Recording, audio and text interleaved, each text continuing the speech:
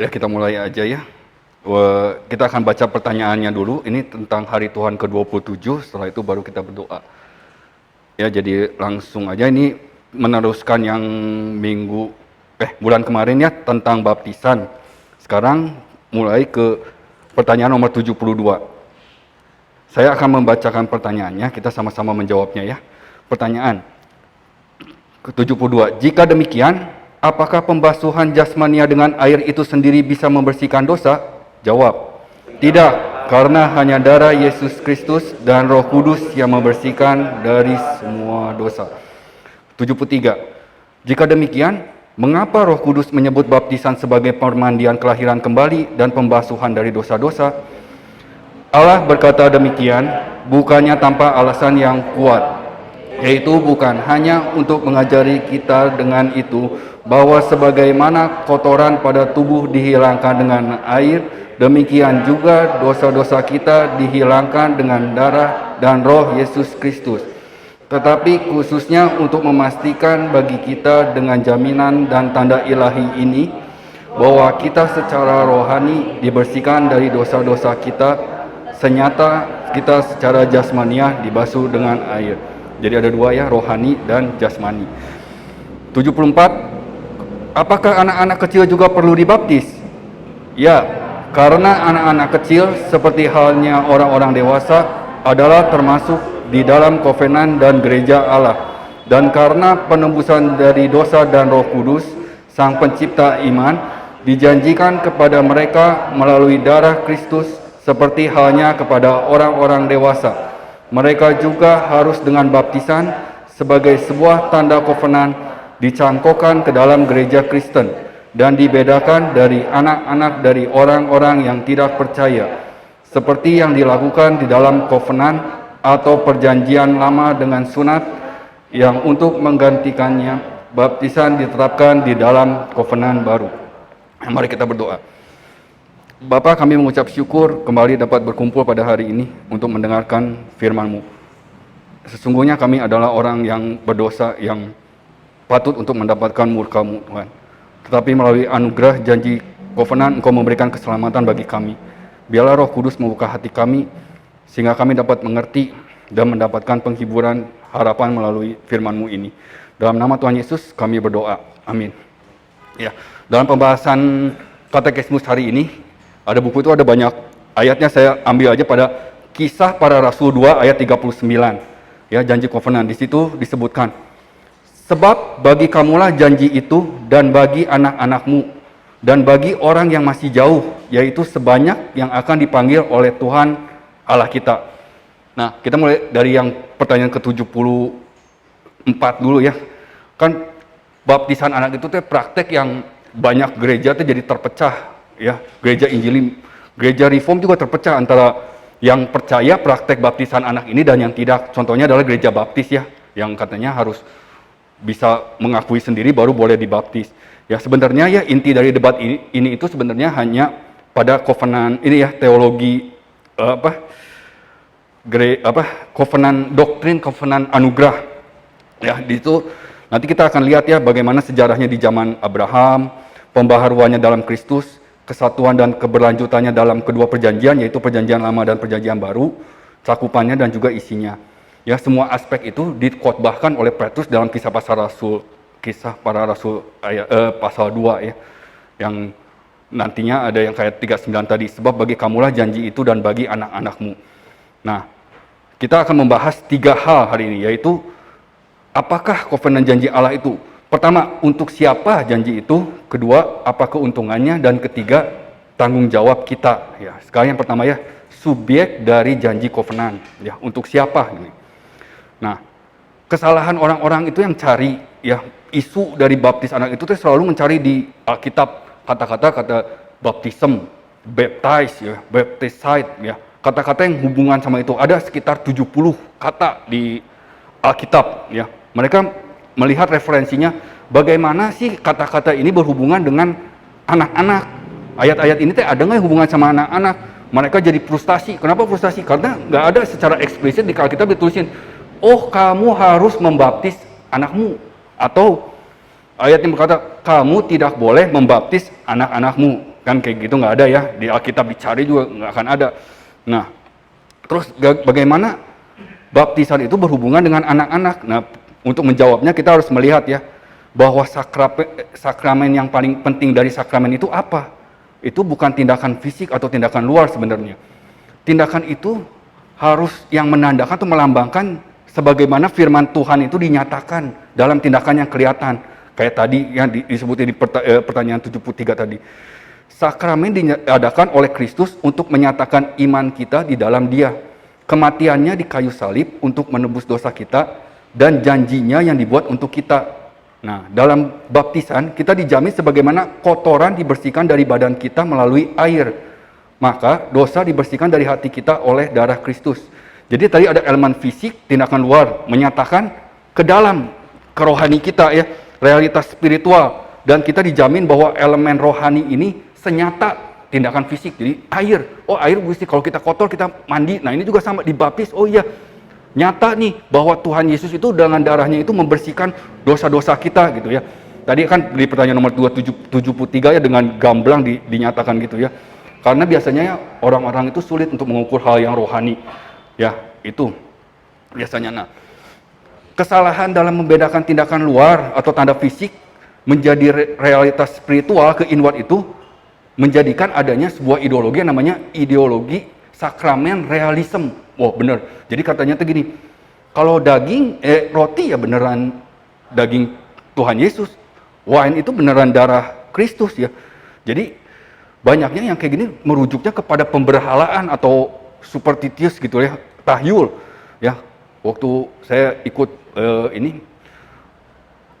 di Cibiru, waktu sharing-sharing ada yang sharing gitu katanya, ya saya itu sedang merasa berdosa sekali, saya yang tidak mau mengambil sakramen itu.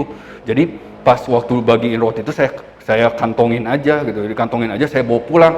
Di rumah saya berdoa katanya, saya lihat itu udah benar-benar jadi daging yang mengeluarkan darah. Itu kan saya juga ngedengarnya juga kan nggak tahu benar nggak tahu enggak, tapi dia bisa bilang seperti itu gitu ya. Maksudnya daging yang roti yang dia kantongin itu pulang-pulang menjadi daging betulan yang berdarah gitu, kata dia gitu ya. Nah sekarang kita teruskan ya. Kalau misalnya seperti itu ya, mengapa kita pusing-pusing berkhotbah Injil ya, bila dosa bisa dihilangkan melalui air baptis? Atau mengapa kita pusing-pusing mencari, kata Tuhan Yesus, carilah hal yang di atas, kata Rasul Paulus ya, di atas di mana Kristus duduk di sebelah kanan Allah, di Kolose 3 ayat 1 itu. Ya, kalau kita dapat berlutut, kita minum darah daging, darah Kristus ya, saat kita menerima perjamuan kudus di gereja. Sebagai Kristen Injili ya, kita percaya bahwa Tuhan mengadakan sakramen sebagai tindakan luar yang merujuk ke dalam realitas spiritual. Kita tidak akan dapat benar-benar menghargai signifikansi dari sakramen ini sampai kita memahami ya konsep baptisan dan juga perjamuan kudus atau sunat dan Passover dalam perjanjian lama ya. Pengganti sunat dalam perjanjian lama itu adalah baptisan. Sunat menyatakan penanggalan akan tubuh yang berdosa, Kolose 2 ayat 11. Sebagai kondisi untuk menerima perjanjian persekutuan dengan Allah yang kudus. Karena itu semua dari perjanjian lama itu melibatkan pertumpahan darah. Sunat menunjuk pada iman dari umat Allah pada hari di mana Kristus akan memberikan nyawanya untuk membasuh kita dari segala dosa dengan darahnya sendiri. Ya. Terus dengan tepat dan atau pas gitu ya, baptis juga melibatkan tidak ada pertumpahan darah karena kita merujuk ke belakang ya kepada saat kematian dan kebangkitan Kristus sebagai satu-satunya dasar dari pembenaran akan dosa kita dan anugerah. Maka Rasul Paulus menyatakan bahwa baptisan adalah sunat Kristus, ayat 11. Baptisan adalah sakramen tanpa darah yang menggantikan sakramen darah dari sunat di perjanjian lama. Nah, terus yang terakhir yang perlu dicatat ya, bahwa semua ini adalah kovenan anugerah, tidak terpisah satu sama lain. Ya, semula ini adalah tanda dan mantra dari perjanjian anugerah dimulai dari sunat. Ketika Allah mengadakan sakramen sunat, dia berkata, inilah perjanjianku yang harus kamu pegang, perjanjian antara aku dan kamu serta keturunanmu, yaitu setiap laki-laki di antara kamu harus disunat. Kejadian 17 ayat 10. Nah, terus bagaimana kita mengerti kisah para rasul 2 ayat 39? Ya, pertanyaan ini menimbulkan pertanyaan lain. Bagaimana orang Yahudi, waktu itu kan Petrus khotbah di orang Yahudi ya. mendengar atau mengartikan pernyataan tersebut. Cara mendasar untuk mengerti adalah sama seperti zaman sebelum Kristus, anak-anak itu selalu mereka ikut sertakan dalam perjanjian sebagai pewaris dari perjanjian Allah. Ya, anak kan umur 8 hari juga udah disunat gitu ya. Jadi diikutin terus. Sejarah Yahudi itu anak-anak selalu ikut. Mereka tidak akan dapat mengerti jika anak-anak tidak ikut serta. Karena bangsa Yahudi sangat didasari oleh teologi kovenan ini. Ketika mereka melihat kitab suci ya, atau cari di kitab suci, Allah menggambarkan relasinya kepada Israel dalam janji yang dibuatnya pada Abraham, Ishak, Yakub. Kok selalu gitu, inilah janjiku pada Abraham, Ishak, Yakub, selalu gitu kan, dan memegangnya sepanjang generasi dari Abraham sampai Kristus. Ya, dua perjanjian dalam Alkitab seperti dua bibir yang dimana Allah berbicara satu bahasa. Kita dapat mengerti perjanjian baru jika kita mengerti konteks dan perspektif perjanjian lama. Perjanjian lama adalah perkembangan dari janji. Perjanjian baru adalah catatan dari pemenuhannya. Jika kita hanya mempunyai perjanjian baru, nggak punya perjanjian lama, maka pengertian kita pasti akan sangat terbatas. Ya, untuk melihat perjanjian baru dalam cahaya perjanjian lama, kita harus mengerti bahwa Allah mengungkapkan dirinya secara progresif atau bertahap sepanjang Alkitab. Dimulai dari kitab Kejadian, dia membangun informasi dasar dulu ya, wahyu tentang anak saya nih nanti. Dalam kepenuhan waktu, anaknya akan datang dengan segala tipenya, bayang-bayangnya ya, upacara-upacara yang menggambarkan tentang Tuhan Yesus itu. Tetapi esensi dari pewahyuan perjanjian lama, jalan Allah melalui Kristus tetap utuh. Perjanjian baru membawa pewahyuan kepada pemenuhan akhir dan pembuahannya, yaitu menyatakannya sebagai Injil Yesus Kristus ya. Setiap orang Yahudi dalam perjanjian baru yang ngedengerin khotbah Petrus itu tahu ya, pikir bahwa Allah itu kudus, benar dan adil. Jika mencari dalam kitab suci, mereka dapat melihat adanya harapan dan jalan keluar bagi kami, bangsa Israel, dengan kedatangan Mesias. Janji Allah diulang-ulang kepada mereka dalam berbagai bentuk sepanjang jalan dari Eden sampai dengan kandang domba di Bethlehem, di mana bayi Tuhan Yesus terbaring. Mereka mengerti bahwa kedatangan Mesias akan membawa keselamatan penuh pada umatnya, juga kepada keturunan-keturunan mereka. Maka orang Yahudi dari perjanjian baru berpikir terus tentang janji dan terus mencari kepenuhan dari kedatangan Kristus. Ada di Matius 11 ayat 3 dan Yohanes 1 ayat 19-21. Dalam khotbahnya di hari Pantekosta, Petrus memberitahu pendengar Yahudi bahwa Mesias telah datang dalam pribadi Yesus dari Nazaret. Allah telah memenuhi janjinya yang terbesar, mengirim anaknya ke dalam dunia untuk memperbaharui perjanjian dan untuk mendirikan kerajaan Allah di muka bumi. Kita ringkas Kisah Para Rasul 2 ayat 23, 24, 33, 36. Dia yang diserahkan Allah menurut maksud dan rencananya telah kamu salibkan dan kamu bunuh oleh tangan bangsa-bangsa durhaka. Tetapi Allah membangkitkan dia, dan sesudah ia ditinggikan oleh tangan kanan Allah dan menerima Roh Kudus yang dijanjikan itu, maka dicurahkannya apa yang kamu lihat dan dengar di sini. Jadi seluruh kaum Israel harus tahu dengan pasti bahwa Allah telah membuat Yesus yang kamu salibkan itu menjadi Tuhan dan Kristus. Nah, begitu mengerikannya ya dakwaan yang Petrus sampaikan. Mesias katanya udah datang, tapi kaummu telah menangkap dia, yang dibilang oleh tangan bangsa durhaka, telah kamu salibkan dan kamu bunuh. Pasti hati dan bangsa Yahudi yang ngedengar itu merasa sakit ya, pilu gitu. Dengan tuduhan ini, terus nangis berseru. Di ayat 37, saudara-saudara, apa yang harus kami perbuat? Ayat 37 itu. Mereka bertanya, bagaimana kami bisa menebus ini hal yang kejahat ini gitu ya. Bagaimana kami berdamai dengan Allah. Bagaimana kami bisa merangkul Kristus yang kata Mesias itu yang telah kami tolak. Bagaimana kami dapat dipulihkan kepada perjanjian persekutuan dengan Allah dengan Kristus. Petrus kemudian mengundang mereka, katanya, bertobatlah dan hendaklah kamu masing-masing memberi dirimu dibaptis dalam nama Yesus Kristus untuk pengampunan dosamu. Ayat 38a. Dia berkata ya, kalau kalian udah sadar gitu kan, bahwa kalian perbuatnya salah, maka berbaliklah dari ketidakpercayaanmu dengan menyerahkan diri kepada sakramen yang diadakan oleh Kristus sebagai tanda dari perjanjian baru melalui darahnya. Kemudian lanjutnya, sebab bagi kamulah janji itu dan bagi anak-anakmu. Ya, jadi begitu menakjubkan anugerah Allah.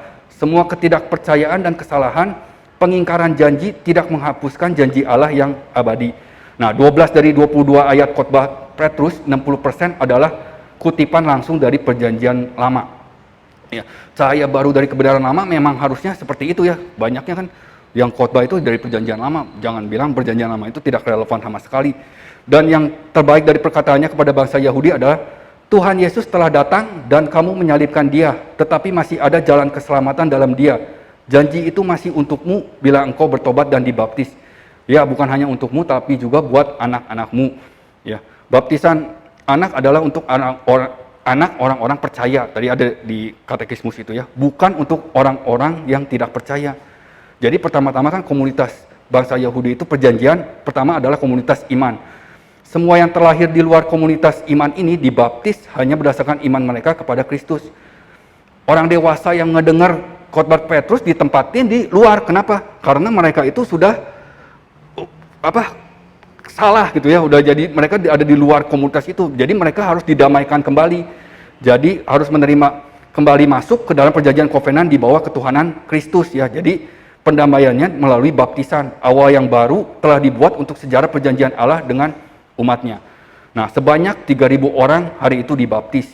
Dan itu pasti termasuk anak-anak yang dibawa oleh orang tua. Kan ngedengar khotbah itu sama anak-anak gitu ya. Jadi kan pas gitu, bertobatlah, mari dibaptis, udah dibawa gitu kan.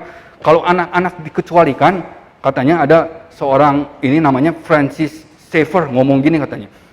Jika Petrus berkhotbah tetapi tidak mengerti bahwa Yahudi melihat pada konteks perjanjian lama, yaitu bahwa Allah mendirikan perjanjiannya bukan hanya untuk orang percaya saja, melainkan juga untuk anak-anak mereka, maka pada hari itu tentulah akan ada kerusuhan katanya. Atau mungkin dengan sopan ada yang bertanya, maaf Bapak Petrus, apa maksud kamu? Bisa kamu jelaskan lagi?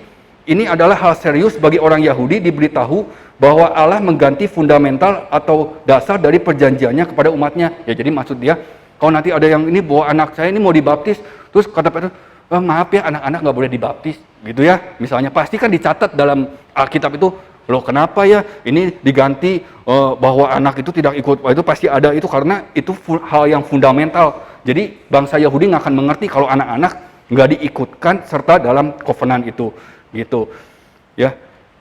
Nah, jadi inilah pertanyaan yang kita balikin biasanya kepada orang-orang dari teman-teman kita dari kalangan gereja baptis ya. Karena untuk gereja baptis itu, konsep baptisan itu dimulai dari Matius pas Yohanes Pembaptis itu ya, pelayanan Yohanes Pembaptis. Kita yang percaya pada baptisan anak percaya pada konsep baptisan dari perjanjian lama ke perjanjian baru. Ketika baptisan menggantikan sunat sebagai tanda dan materai bahwa kovenan Allah adalah kepada orang yang percaya dan keturunannya. Untuk kita, doktrin baptisan dimulai dari Kejadian 17 dan baptisan adalah sunat Kristus. Ya, banyak jemaat baptis itu melihat perjanjian lama sebagai perjanjian kerja. Perjanjian baru adalah perjanjian anugerah yang melampaui perjanjian lama. Terus ada lagi ultra dispensasi, lebih jauh lagi. Dia mah menghilangkan semua sakramen katanya, udah nggak penting sakramen. Memegang bahwa Allah telah mengganti kondisi-kondisi anugerah-anugerah dan keselamatan dari satu dispensasi ke yang lain, dan kita telah meninggalkan sakramen di belakang kita, itu ultra dispensasi ya. Kita sebagai Kristen Reform menyatakan bahwa kovenan dibedakan pada masa hukum Taurat dan pada masa Injil, tetapi perbedaan ini hanya tentang tingkatan bukan substansinya. Jadi kovenan anugerah secara esensi dan substansi sama dari perjanjian lama ke perjanjian baru. Janji dari kovenan di masa hukum Taurat maupun di masa Injil ditujukan kepada orang-orang percaya dan kepada keturunannya. Anak-anak kovenan dibaptis karena berdasarkan firman Tuhan, mereka dimasukkan ke dalam perjanjian dan gereja Tuhan. Kalau mau baca lagi ada di pengakuan iman Westminster bab 7 poin keempat ke-6 itu diterangin tentang perjanjian lama dan baru yang substansi dan esensi ya. Ada Pak Jul itu. Sama saya nggak akan dibacain soalnya panjang. Gak ada ya, lanjut aja ya. Sekarang yang kedua ya, keuntungan dari janji kovenan. Ya. Melihat kisah para rasul 2 ayat 39 dan ayat-ayat lainnya yang sejenis, kita harus mengingat bahwa baptisan itu tidak menyelamatkan anak kita. Ya, baptisan itu bukan menyelamatkan kita ya. Hanya Kristus yang dapat menyelamatkan mereka. Pembasuhan dengan air tidak membasuh segala dosa kita. Katekismus berkata, Hanya darah Yesus Kristus dan Roh Kudus yang membersihkan dari semua dosa. Kita tidak menggantungkan pada baptisan anak untuk menyelamatkan mereka. Ya, ketika air baptisan itu dipercikan ke dahi anak ya, kemanjuran baptisan itu bukan cuma saat itu tek gitu. Oh iya, gitu. Udah dibaptis. Kita percaya ya bahwa ketika setiap anak atau seorang anak dibaptis, Allah berjanji, aku akan menjadi Allahmu dan Allah keturunanmu. Kita mengaku janji itu sepanjang masa ketika anak kita hidup. Percaya bahwa Allah akan menyelamatkan keturunan orang percaya, yang mana oleh iman dalam anugerah ketaatan kepada Tuhan, membawa anak-anak kita dalam pengasuhan dan peringatan kepada Allah. Ya, Efesus 6 ayat 4. Baptisan hanya dilakukan satu kali untuk anak orang percaya, tetapi anak itu akan mendapatkan manfaat seumur hidup. Setiap orang percaya seharusnya kembali lagi kepada baptisannya. Ingat lagi baptisan saya, dibaptis, dan mencari terus buahnya ya, buah dari baptisan itu dalam kehidupannya. Untuk anak kita bisa berdoa, ya Tuhan, anakku sudah dibaptis, dia sudah dipisahkan, anakku telah diberikan kepadamu, namamu sudah berdampingan dengan nama anakku. Oh Tuhan yang setia, yang memegang janjinya, jangan membuat mereka sesat atau terhilang. Jaga mereka untuk berjalan dalam jalan-Mu. Ya, jadi terus apa yang bisa kamu katakan kepada orang yang terhilang, pemberontak ya, yang murtad seperti Esau gitu ya, Absalom atau Yudas yang itu ya, yang lainnya gitu, yang mungkin disunat, mungkin dibaptis atau mungkin membaptis juga, atau anak-anak yang dibaptis tetapi tidak dapat datang kepada iman yang sesungguhnya atau meninggal tanpa pertobatan. Ya, jawabannya mungkin tidak diberikan secara gamblang atau jelas ya. Tetapi contoh Esau dan Absalom itu mengajar kita bahwa janji Allah itu tidak menjadi jaminan bahwa setiap anak dari orang tua percaya akan diselamatkan ya. Ini juga menjadi peringatan bagi kita akan adanya itu ada isi beliefism gitu ya. Jadi maksudnya ya asal percaya selamatlah, atau asal dibaptis kamu selamat ya. Gitu kan. Ya terus anak kita nggak usah diajar yang bener lah, udah dibaptis ini udah pasti selamat gitu ya. Jadi kan ada orang yang mau meninggal gitu ya, udah gitu, ya beli baptis dulu sini, baptis dulu cepet-cepet supaya selamat gitu ya. Itu kan salah kaprah gitu ya. Ya, sedangkan orang yang nggak dibaptis juga selamat, kayak penjahat di sebelah Tuhan Yesus ya. Baptis dulu kata Tuhan Yesus, kamu mau selamat baptis dulu, enggak kan, langsung aja Tuhan Yesus juga bilang kamu sudah bersamaku dengan itu. Jadi maksudnya bukan baptis itu memang tidak menyelamatkan gitu ya. Tapi ya di lain hal ya, janji Tuhan menjamin kita adalah cara yang biasa atau umum. Nah itu cara yang biasa atau umum itu bagi Allah untuk menyelamatkan keturunan orang percaya atau anak yang dibaptis, karena dia telah memisahkan mereka. Nanti kita mesti lihat 1 Korintus 7 ayat 14 nanti dibahas lagi ya. Kita mungkin tidak mempunyai harapan untuk mendidik anak dengan baik atau hal lain yang kita lakukan. Tetapi kita mempunyai harapan yang kudus didasarkan Tuhan yang kita percaya dan apa yang bisa Dia lakukan dan janjinya kepada keturunan kita. Ya, yang terakhir yang tentang tanggung jawab kita ya. Ya, tentu saja penekanannya di sini adalah pada kedaulatan Allah dan tanggung jawab kita. Sebagai orang tua ya, kita bertanggung jawab pada anak kita dan harus berdoa untuk keselamatan mereka. Allah berdaulat dan mempunyai hak penuh atas anak kita. Kita tidak pantas mendapatkan keselamatan untuk anak kita. Mereka juga tidak pantas untuk keselamatan mereka sendiri. Anak kita juga nggak bisa menyelamatkan mereka sendiri. Tetapi Allah berdaulat karena kemurahan Tuhan biasanya atau umumnya Tuhan menyelamatkan anak-anaknya dengan membawanya ke jalan kebenaran. Ini yang Tuhan janjikan di Kisah Para Rasul 2 ayat 39. Ya, Allah itu melakukan mujizat ya dalam menyelamatkan anak-anaknya. Orangnya mana mujizatmu, mana mujizatmu. Sebenarnya keindahan dari covenant itu adalah Tuhan memberitahu kita bahwa Dia adalah Allah dari semua mujizat, dan keselamatan orang pendosa adalah mujizat terbesar dari semua mujizat. Tuhan berkenan untuk mentransformasi manusia dengan anugerahnya, melewati kebebalan dan kecacatan hati mereka ketika Dia membawa mereka kepada Kristus dan membuat mereka untuk merespon Injil. Dalam perjanjian baru ya, orang Yahudi menjadi Kristen mengerti bahwa anak-anak mereka mempunyai keistimewaan. Dengan dimasukkannya dalam perjanjian kovenan, anak-anak mempunyai 2 keistimewaan. Pertama, mereka dibawa ke dalam lingkungan pengasuhan yang rohani, yang didesain untuk kebaikan mereka. Paulus mengatakan ini dalam Roma 3 ayat 1. Jika demikian, apakah kelebihan orang Yahudi dan apakah gunanya sunat? Jawabannya di ayat 2. Banyak sekali dan di dalam segala hal. Pertama-tama, sebab kepada merekalah dipercayakan firman Allah Jadi orang percaya Yahudi mempunyai keuntungan karena dibesarkan di bawah firman Allah. Ya, kita juga bisa mengatakan hal yang sama kepada anak-anak kita. Bukan keuntungan yang biasa atau kecil ya, mereka dibesarkan atau dilahirkan di lingkungan kovenan Allah. Ya, maka anak kita setiap hari akan mendengar firman Tuhan di rumah, di meja makan, dari bibir orang tua mereka ya, dari cara hidup. Mereka dibawa ke gereja, di mana mereka mendengar firman Tuhan, dikhotbahkan. Terus mereka bersekolah di sekolah Kristen mungkin ya, di mana firman Tuhan juga diajarkan. Lahir di lingkungan kovenan Allah berarti hidup mereka bersatu dengan firman. Itu adalah keuntungan yang sangat nyata ya. Jadi kita mesti terus ingat ya dengan cerita bahwa orang yang sesat itu akan kembali kepada seperti anak bungsu itu yang terhilang itu ya. Saya juga misalnya kita dari kecil gitu diasuh Tuhan, gede-gede mungkin kita udah mulai lupa ya dengan hidup dengan teman-teman kita yang banyak dosanya sama kita gitu, sama-sama gitu ya, lupa. Terus udah gitu kan mungkin ingat juga, aduh dulu papa mama saya kalau konflik gimana cara menyelesaikannya apa, dia juga ingat terus kenapa ya begitu indah di zaman dahulu saya ini gitu. Pasti ada jalan Tuhan itu memang seperti biasanya itu dari kecil gitu udah ini ada janji covenantnya gitu ya. Terus yang kedua adalah Allah memandang berbeda anak-anak dari orang percaya dibandingkan anak-anak dari kaum tidak percaya. Allah memandang istimewa perjanjiannya. Lihat 1 Korintus 7 ayat 14. Karena suami yang tidak beriman itu dikuduskan oleh istrinya, dan istri yang tidak beriman itu dikuduskan oleh suaminya. Andai kata tidak demikian, niscaya anak-anakmu adalah anak cemar, tetapi sekarang mereka adalah anak-anak kudus. Anak-anak itu sudah dipisahkan oleh Allah ya. Lagi Allah membuat janjinya kepada anak-anak kita. Banyak di Mazmur gitu, kalau dibaca Mazmur 22, 37, 72, 103, 105, 102, banyak ya. Berjanji terus Tuhan, katanya anak cucunya akan perkasa di bumi, angkatan orang benar akan diberkati. Ya, jadi kesimpulannya, janganlah kita kehilangan hati bila anak-anak kita itu belum menyerahkan dirinya untuk dipimpin oleh Tuhan Yesus. Kadang kita harus menunggu lama ya untuk melihat hal tersebut. Ya, saya menunggu-nunggu terus.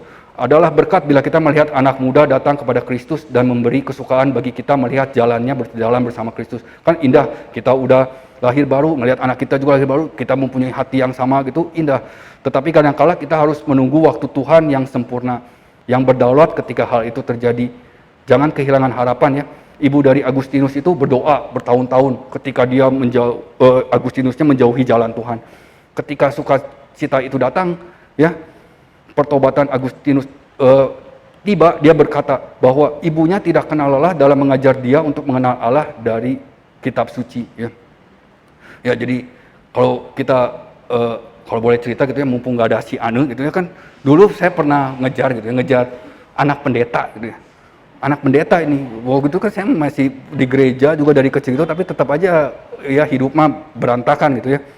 Terus dia nanya, sebenarnya kriteria apa yang kamu cari dari seorang perempuan itu kan?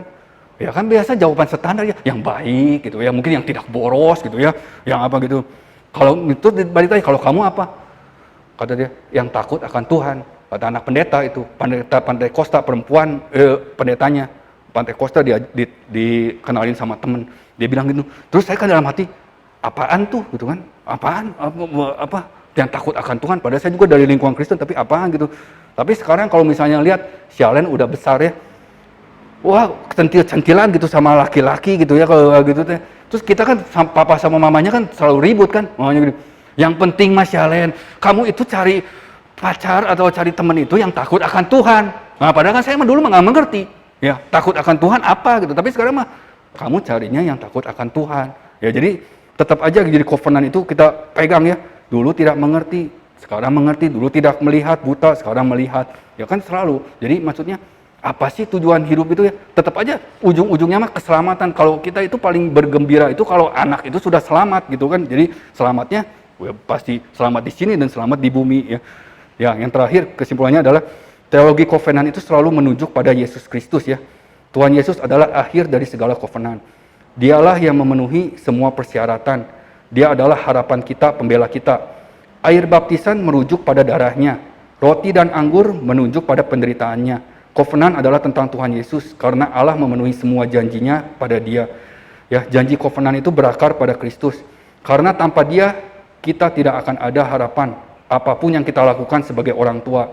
Dunia ini, hati kita dan hati anak-anak kita selalu melawan Allah. Ya, itu adalah natur kita. Tetapi dalam Tuhan Yesus, melalui kovenan Allah yang setia, kita mempunyai segala alasan untuk berharap. Karena Allah telah menempatkan namanya kepada anak-anak kita dan berkata, sebab bagi kamulah janji itu dan bagi anak-anakmu. Ya, mari kita berdoa. Ya, Bapa yang di dalam surga, kami berterima kasih kembali akan janji-Mu.